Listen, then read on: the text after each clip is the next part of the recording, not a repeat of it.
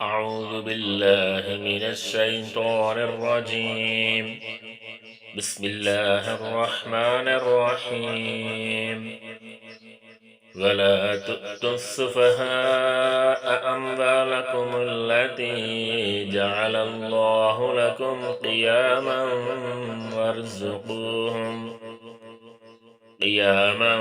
وارزقوهم فيها واكسوهم وقولوا لهم قولا معروفا۔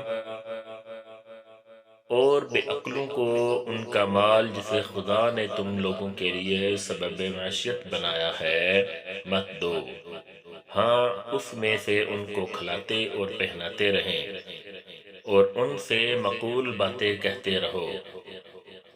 وَابْتَلُوا الْيَتَامَى حَتَّى إِذَا بَلَغُوا النِّكَاحَ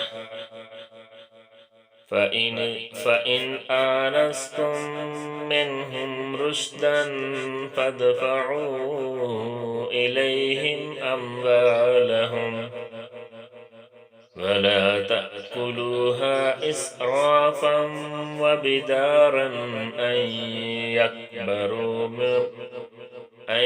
يَكْبَرُوا وَمَنْ كَانَ غَنِيًّا فَلْيَسْتَعْفِفْ وَمَنْ كَانَ فَقِيرًا فَلْيَأْكُلْ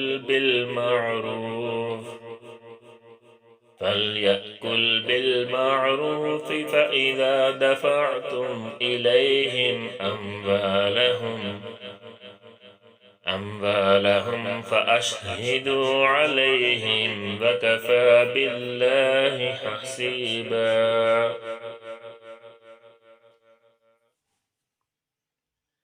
اور یتیموں کو بالغ ہونے تک کام کاج میں مصروف رکھو، پھر اگر ان میں عقل کی پختگی دیکھو تو ان کا مال ان کے حوالے کر دو، اور اس خوف سے کہ وہ بڑے ہو جائیں گے، یعنی بڑے ہو کر تم سے اپنا مال واپس لے لیں گے، اس کو فضول خرچی اور جلدی میں نہ اڑا دینا۔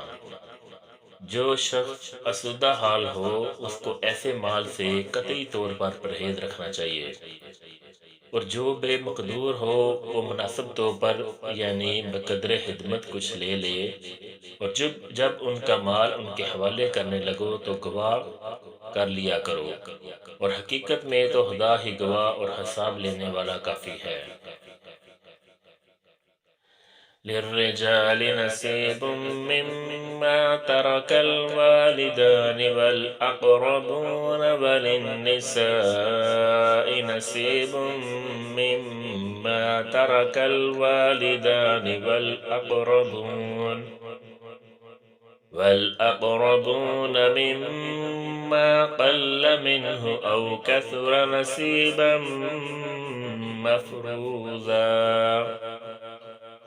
جو مال ماں باپ اور رشتہ دار چھوڑ مڑے، تھوڑا ہو یا بہت، اس میں مردوں کا بھی حصہ ہے اور عورتوں کا بھی یہ حصے خدا کے مقرر کیے ہوئے ہیں۔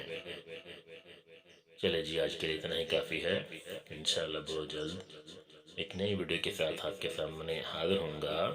تب تک کے لیے مجھے اجازت دیجیے۔ اللہ حافظ، اللہ نگہبان۔